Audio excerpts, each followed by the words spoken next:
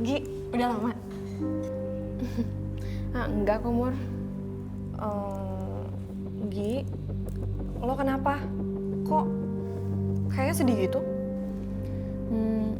Sebenarnya udah 3 bulan ini gue dibully sama teman-teman di sekolah. Mereka nggak suka kalau gue berprestasi sama disenangin guru-guru. Kalau misal lo berprestasi, bukannya harusnya mereka bangga?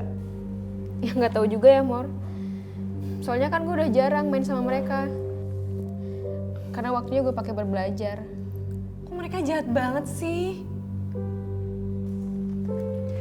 Penelitian Plan International menyatakan bahwa 84% anak di Indonesia pernah mengalami bullying di sekolah. Bullying dapat mudah terjadi apabila terdapat ketimpangan kuasa yang membuat korban tidak mampu melawan pelaku dan orang-orang di sekitar yang tidak tahu atau bahkan membiarkan. Terus ya, Mor, masih ada yang ngeledekin gue. Ngabelin gue anak emas guru. Terus sampai bikin meme kayak gini nih. Coba gue lihat. Ya ampun Gi, ini kerjaan siapa? Gue juga nggak tahu, Mor. Tiba-tiba viral aja.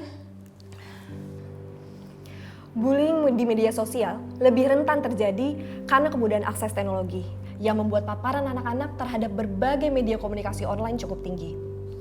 Pelaku cyberbullying cenderung merasa lebih aman karena mereka dapat bersembunyi di balik layar dan tak jarang menggunakan identitas palsu atau anonim, sehingga mereka tidak perlu merasa takut akan konsekuensi dari perbuatannya.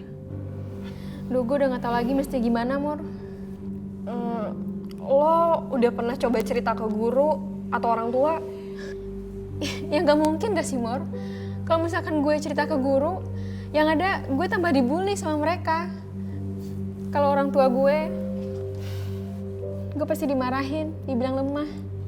Gi, lo tuh gak boleh takut, lo tuh harus ngomong. Pasti akan ada yang bantu lo. Gue mau bantu lo. Banyak orang tua yang tidak sadar, bahkan tidak tahu bahwa anaknya menjadi korban cyberbullying. Membuka diri pada orang tua mungkin tidaklah mudah. Namun hal tersebut dapat didorong apabila orang tua menjalin komunikasi secara terbuka dan saling menghormati dengan anaknya. Sehingga anak merasa aman dan tidak takut untuk terbuka pada orang tua. Terus gimana perasaan lo sekarang? Jujur ya, Mor, gue ngerasa sendirian banget. Gue malu. Gue gak ada motivasi buat ngapa-ngapain lagi. Mana kalau stres gini, asam lambung gue naik lagi. Gi, itu tuh bahaya banget. Bullying tidak hanya mengaruhi korbannya saja. Pelaku bullying cenderung menjadi lebih agresif, mudah marah, impulsif, sulit mengikuti aturan, dan tidak peka. Sedangkan korban bullying seringkali menjadi pribadi yang tertutup, tidak fokus saat belajar, terisolasi, dan kadang mempengaruhi kondisi fisiknya.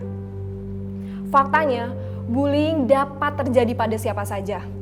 Tidak peduli jenis kelaminnya, usia, latar belakang sosial, dimanapun bullying dapat terjadi jika kita membiarkannya.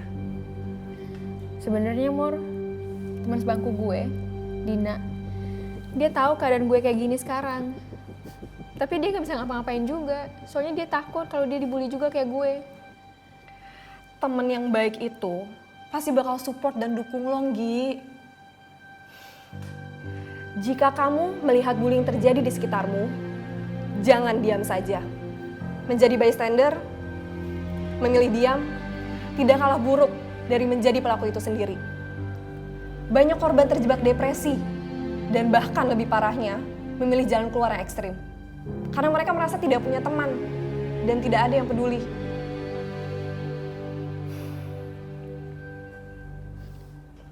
Oke, coba gue tanya sesuatu. Lo punya kakak atau adik? Ya, gue punya 2 adik perempuan. Oke, nah coba sekarang lo bayangin kalau adik lo berada di posisi yang sama kayak lo, dibully. Lo bakal diem aja? Ya enggak lah, Mor.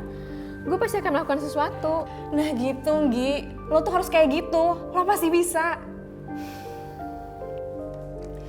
Bullying dapat kita hentikan bila kita mau belajar menjadi upstander. Stand up for yourself. Stand up for others. Seorang pelaku bullying hanya dapat dihentikan bila kita mau menantang ketimpangan kuasa antara pelaku dan korban. Bersama, kita mampu hentikan bullying. Sudah saatnya kita lakukan sesuatu.